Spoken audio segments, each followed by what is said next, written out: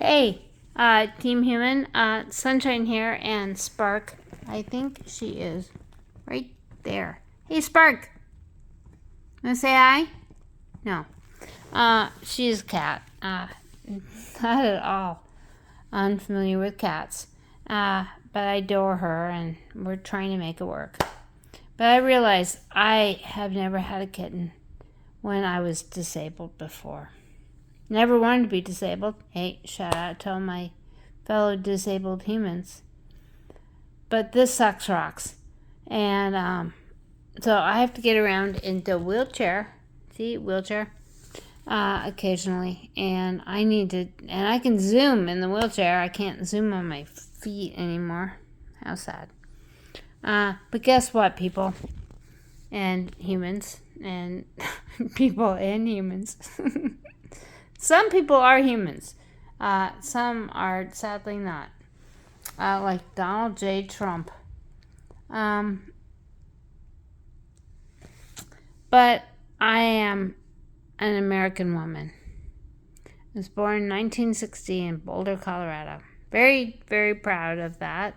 In a way, I don't know. I didn't do anything. I was just being born. And to a wonderful mother and a really problematic father. So I fell in love. Well, I did fall in love, and he fell in love with me in his own way. With a man. Great big black man. 6'3", 260 pounds, he tells me. I haven't seen him in 3 months, so how on earth would I know? But I know this man. And I love him, and I appreciate the fact that he got me through the worst time of my life. It wasn't pretty, people. I had an accident. I fell down, hit my head, and lost my balance. I did not know it was permanent. Who did? Well, nobody did. I didn't know what kind of doctor to go see. I said, wait a minute, I hit my head, and now I cannot walk the way I used to. And so that led to a series of really stupid moves on my part. I take full ownership of what happened to me. Look, those are my feet. And look, 2 feet. And look, they move around. Look, they go up and they go down. Thank God. So I fell into very troubled times. But I had set up something first. Because I knew something was going wrong with me. And I couldn't figure out what kind of doctor to see. I couldn't figure out how to fix it. I stretched. I worked out. I did all that sort of stuff. But I still could not stand up without falling down. And so I hit my head on the sidewalk. Neighbor was right there. Grabbed me and got me back in my apartment. Hallelujah. I don't know who that guy was, but I sure appreciated him. But boy, I knew I was in trouble. Because I would stand up and my knees wouldn't pick me up. See? Look. You want to look at the knee? Look at that. Fun knee. 7 knee surgeries and then a replacement. Hell yeah. It wasn't easy, but I fucking walked through it in a great program in Portland. That wasn't just a great orthopedic surgeon. It was an entire program. And they said, you are going to walk 45 minutes after we do the surgery. And you wake up and we do the surgery. I was like, yeah, you people are confused. I've had lots of knee surgeries. And anyway, that went well. And then I said, you know what? Portland was great in 100 ways, but I'm moving on. And I'm going to San Diego. And that's where I ran into Christopher, who has been my best friend in 1,000 ways and also a complete jerk. Okay, let me tell you about Christopher. He's 6'3", 260 pounds, power lifter, was an active duty Marine for 8 years. Wanted to continue to be a Marine until he got separated for type 1 diabetes. And also found out that he had just had a child. That woman hid his child from him until she got desperate and said, "What the fuck? This child is yours." And so what did he do? He launched to North Carolina. Oh, great. I've never been to North Carolina. I've been to South Carolina, and that was fun. I've been to Charleston. But wow. He needed somebody in his life. And I was happy to say, hey, I need a trainer. Because I had lost 80 pounds, took 10 years, and I was not letting those pounds come back. So I needed a human to help me keep them off. And that's when I ran into Christopher.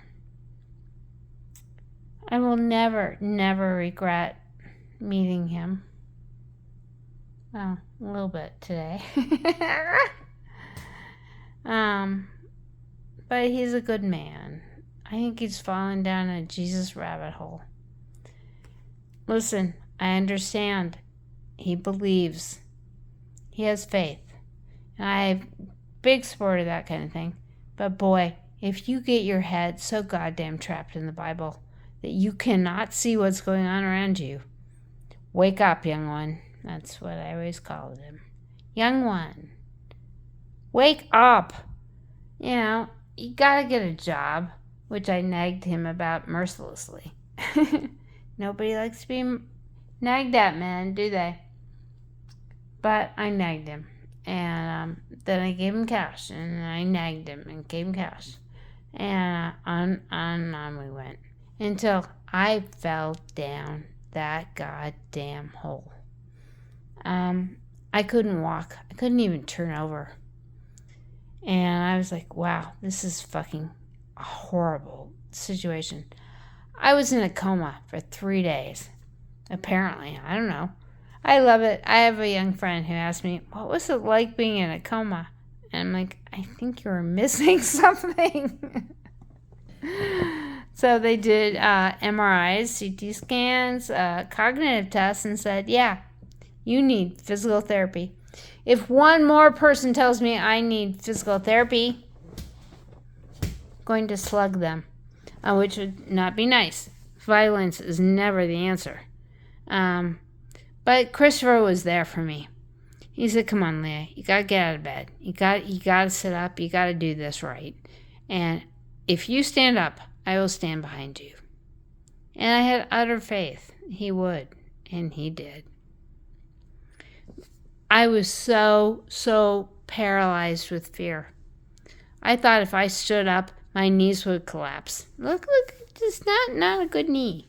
Not a good knee. And this knee gave something to the other knee, which is weird. Allografts were being questioned. And so my surgeon said, yeah, we're going to take a perfectly good ligament out of that knee, and put it into this knee. Anyway, the whole thing was too stupid. But I knew if Christopher stood behind me, he said, I will not let you fall. I had every faith in him. So I got out of bed and I stood up. I was convinced my knees were going to collapse. They didn't. Hallelujah. And I'm walking today because of that young black man, who's now 31, by the way. When we hooked up, well, we didn't hook up. We've never had anything but a platonic relationship. I will stand behind you. I will hold you up, and you will not fall. And I didn't. Loves to all.